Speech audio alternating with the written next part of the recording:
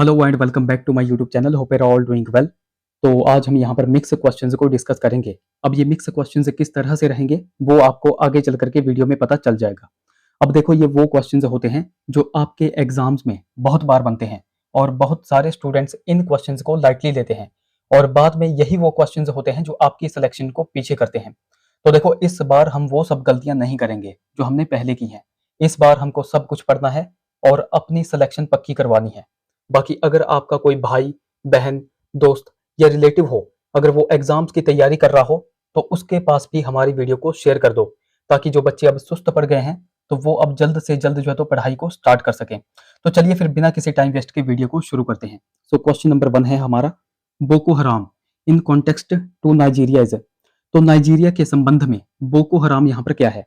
तो बोको हराम आपसे पूछा गया है कि क्या है। क्या यह एक स्टोन एज पेंटिंग यानी कि पाषाण युग की एक पेंटिंग है? क्या यह एक ग्रुप ऑफ प्रोग्रेसिव फार्मर्स यानी कि प्रगतिशील किसानों का एक समूह है? या फिर एक एक्टिव वोल्केनो यानी कि सक्रिय ज्वालामुखी है? या फिर यह एक टेररिस्ट ऑर्गेनाइजेशन है? तो बोको हराम क्या है? तो बोको हराम जो है तो एक टेररिस्ट ऑर्गेनाइजेशन यानी कि आतंकवादी संगठन है। ऑप्शन 4 यहाँ पर करेक्ट हो जाएगा। अब ये बोको हराम है कहाँ पर, कौन से देश में यह पाया जाता है? तो यह टेररिस्ट ऑर्गेनाइजेशन जो है तो नाइजीरिया देश में पाया जाता है। ये भी आपको यहाँ पर ध्यान में रखना है।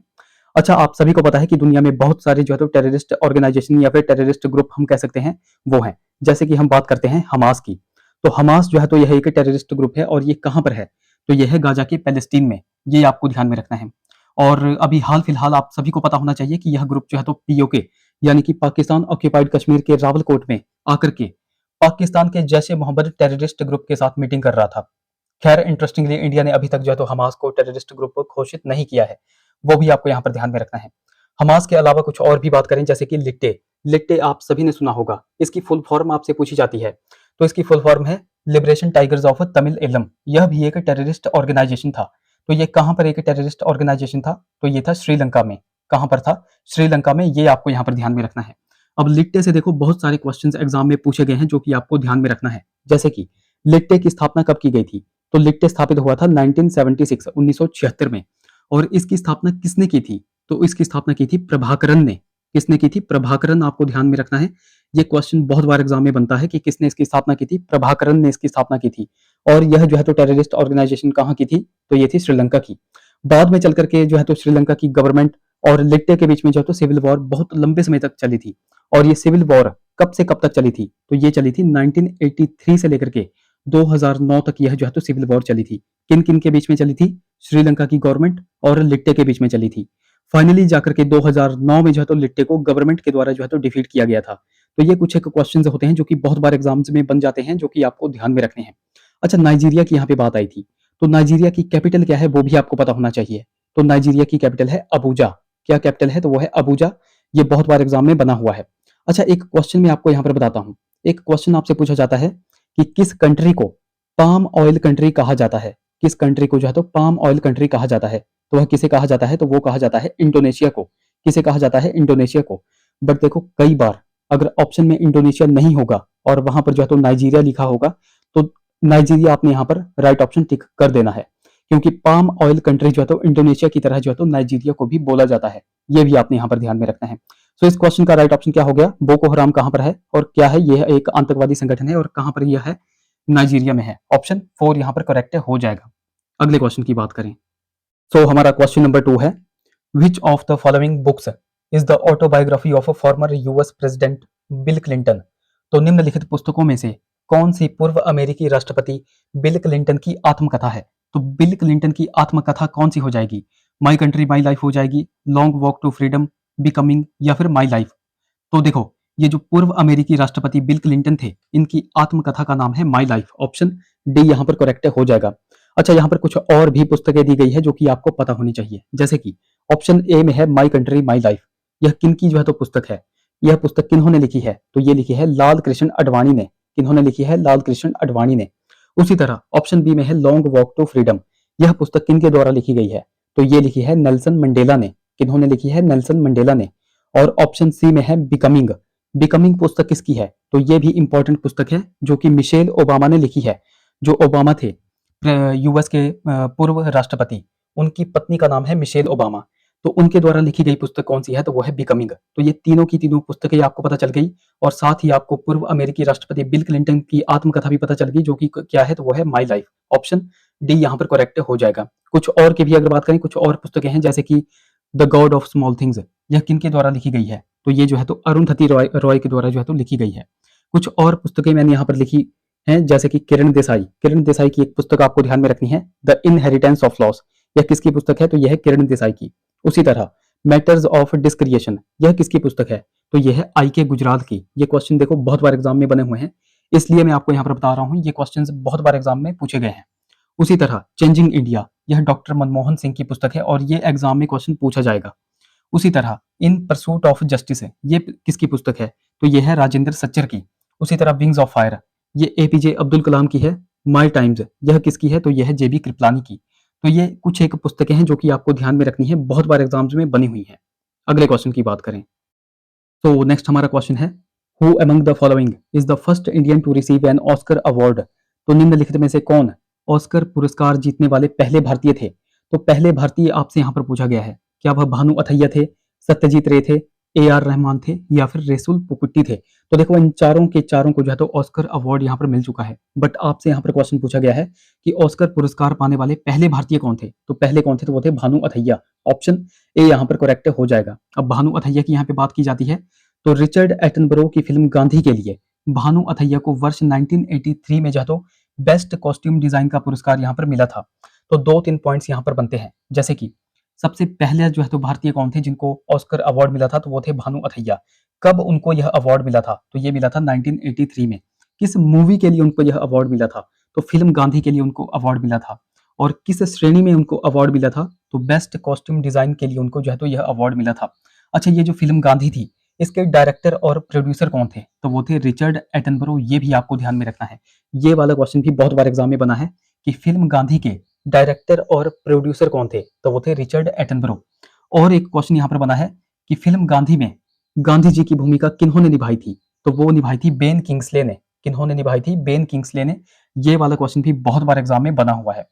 अच्छा, यहाँ पर हम बात कर रहे हैं ऑस्कर विजेताओं की, तो भारतीय ऑस्कर विजेता कौन कौन है, ये मैंने यहाँ पर पूरे के पूरे नाम यहाँ पर लिख दिए हैं जिन जिनको भी ऑस्कर अवार्ड भारत में मिल चुका है।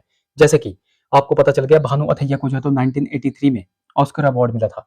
उसके बाद मिला था सत्यजीत रे को, कब मिला था, 1992 में। और सत्यजीत रे को जो है तो भारत रत्न भी 1992 में ही मिला था। उसके बाद रेसुल पुकुट्टी को जो है तो 2009 में मिला, ए आर रहमान को 2009 में मिला, गुलजार को भी 2009 में मिला था। उसके बाद लेटेस्ट की अगर बात करें, जैसे कि कार्तिकी गुंजालविस और गुनीत मोंगा को 2023 में जो तो ऑस्कर अवार्ड मिला था। किसके लिए मिला था, द एलिफेंट विस्पर्स के लिए मिला था। ये भी आपने ध्यान में रखना है।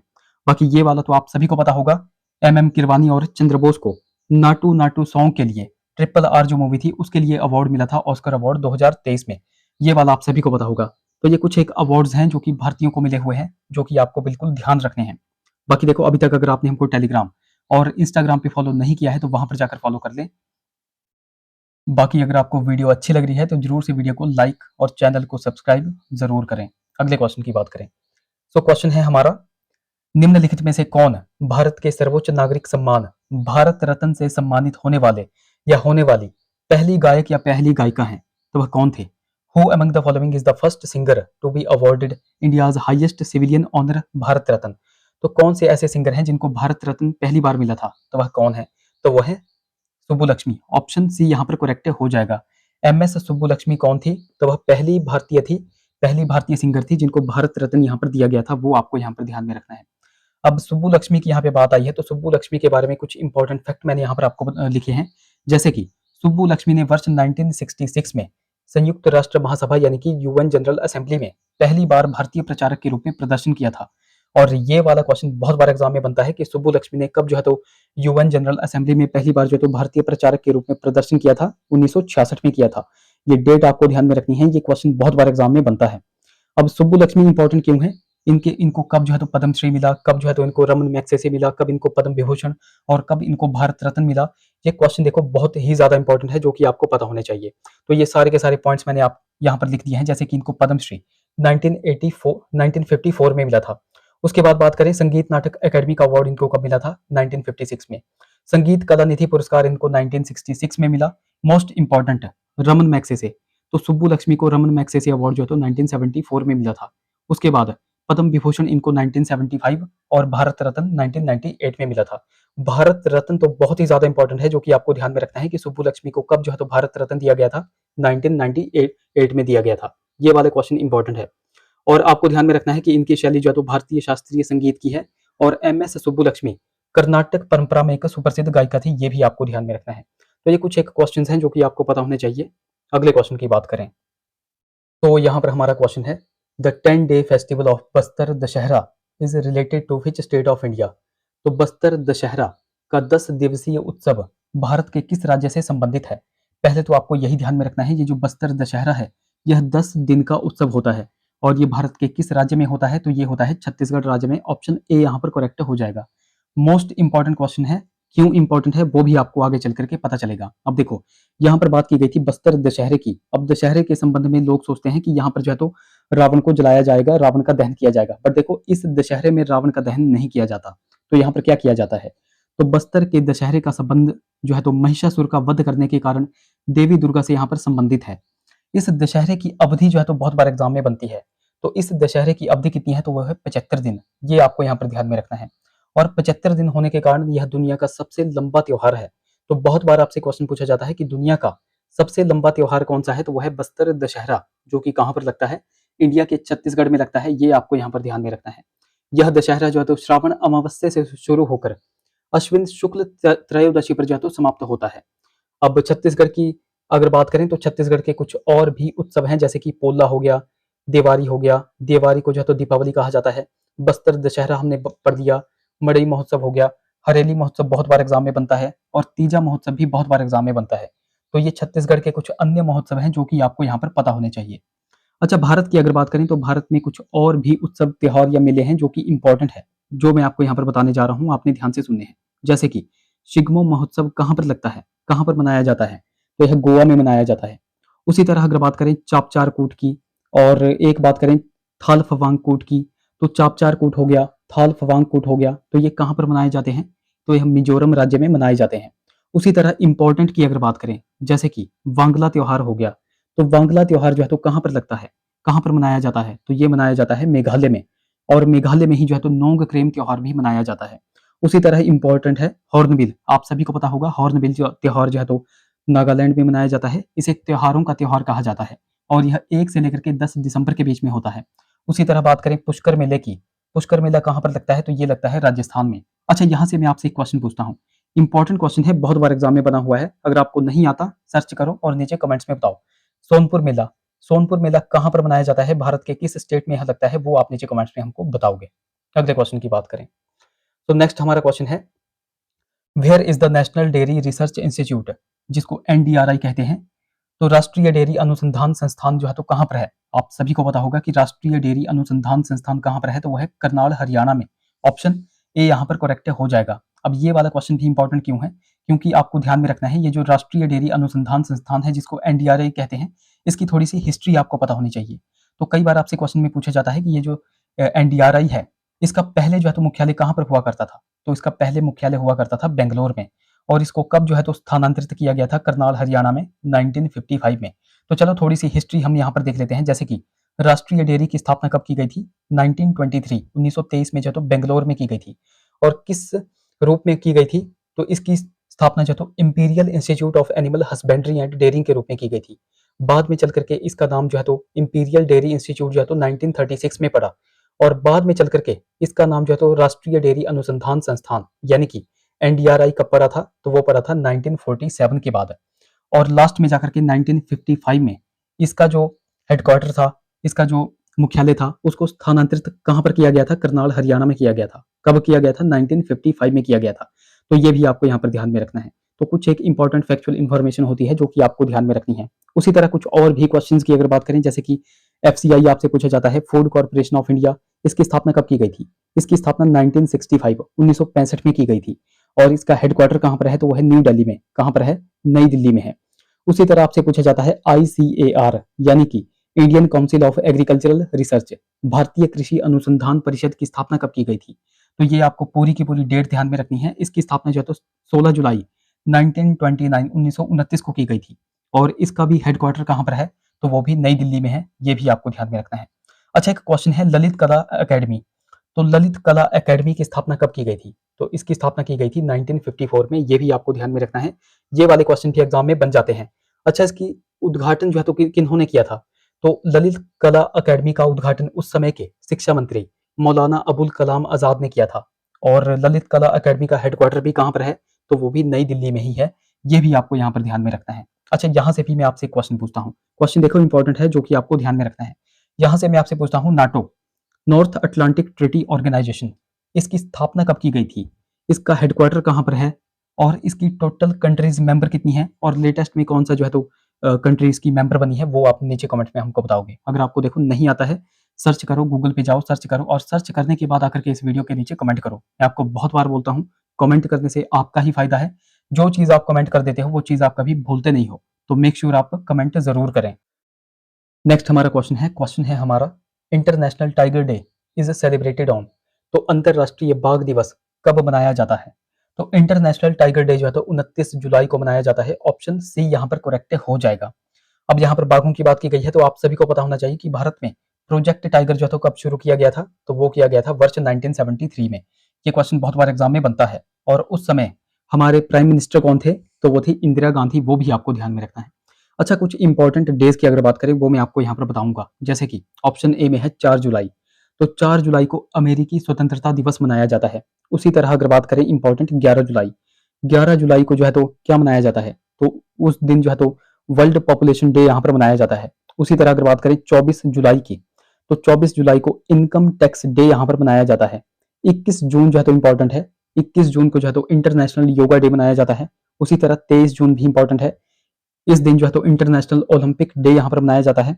उसी तरह अगर बात करें 22 मार्च की, तो 22 मार्च को क्या मनाया जाता है? तो वो मनाया जाता है वर्ल्ड वाटर डे। उसी तरह 9 जनवरी की अगर बात करें, तो भारतीय प्रवासी या फिर प्रवासी भारतीय दिवस यहाँ पर मनाया जाता है। उसी तरह अगर बात करें इंपॉर्टेंट 8 मार्च, 8 मार्च को क्या मनाया जाता है? तो 8 मार्च को इंटरनेशनल वुमेन्स डे यहाँ पर मनाया जाता है। उसी तरह 15 मार्च की अगर बात करें, तो वर्ल्ड कंज्यूमर राइट्स डे यहाँ पर मनाया जाता है। तो ये इंपॉर्टेंट डेज भी आपको ध्यान में रखने हैं, जो कि बहुत बार आपके एग्जाम्स में यहाँ पर बन जाते हैं। अच्छा, शिमला बोर्ड में और आपके आने वाले जो भी एग्जाम्स हैं, जैसे जेबीटी, टीजीटी, तो उनमें भी थोड़े-थोड़े क्वेश्चन जो है तो हिंदी और इंग्लिश के बन जाते हैं। तो हम यहाँ पर थोड़े-थोड़े 1-2 क्वेश्चंस ही यहाँ पर डिस्कस किया करेंगे, ज़्यादा बर्डन आप पर नहीं डालेंगे, बस आपको ध्यान से यहाँ पर उन क्वेश्चंस को देखना है। जैसे कि क्वेश्चन यहाँ पर पूछा गया है, इंग्लिश का क्वेश्चन है, प्रीपोजिशन से यहाँ पर संबंधित है। The doctor gave me a prescription dash my cough. तो यहाँ पर क्या आएगा? फॉर आएगा, विद आएगा, एट आएगा, या फिर टू आएगा? तो यहाँ पर आपको बताना है कि कौन सी यहाँ पर प्रेपोजिशन आएगी। The doctor gave me a prescription for my cough. Option A यहाँ पर देखो करेक्ट हो जाएगा, for my cough. Option A यहाँ पर करेक्ट हो जाएगा। उसी तरह अगले क्वेश्चन की बात करें, the kitchen is dash the back of the house. तो यहाँ पर भी आपको बताना है कि कौन सी प्रेपोजिशन यहाँ पर आएगी। The kitchen is at, option D यहाँ पर करेक्ट हो जाएगा। The kitchen is at the back of the house. Option D यहाँ पर करेक्ट हो जाएगा। उसी तरह अगले क्वेश्चन की बात करें, तो अगला क्वेश्चन हमारा जो है तो इडियम और फ्रेज से संबंधित है, यानी कि मुहावरे और लोकोक्तियां जो आप कहते हैं हिंदी में, तो उससे संबंधित है। तो आपके पास यहाँ पर मुहावरा दिया गया है, उसका अर्थ आपको यहाँ पर बताना है। To put one's hand to plot, तो इसका अर्थ क्या हो जाएगा? तो इसका अर्थ हो जाएगा to take a difficult task. तो डिफिकल्ट टास्क को चूज करना। To put one's hand to plot, to take a difficult task. Option B यहाँ पर करेक्ट हो जाएगा। तो देखो, ये थे हमारे कुछ क्वेश्चंस। आई होप वीडियो आपको इन्फॉर्मेटिव लगी होगी। अगर वीडियो अच्छी लगी है तो जरूर से वीडियोस को लाइक करें, शेयर करें, चैनल को सब्सक्राइब करें, साथ में बेल आइकन को प्रेस करना बिल्कुल भी ना भूलें। तो चलिए मिलते हैं अगली वीडियो में। Till then take care.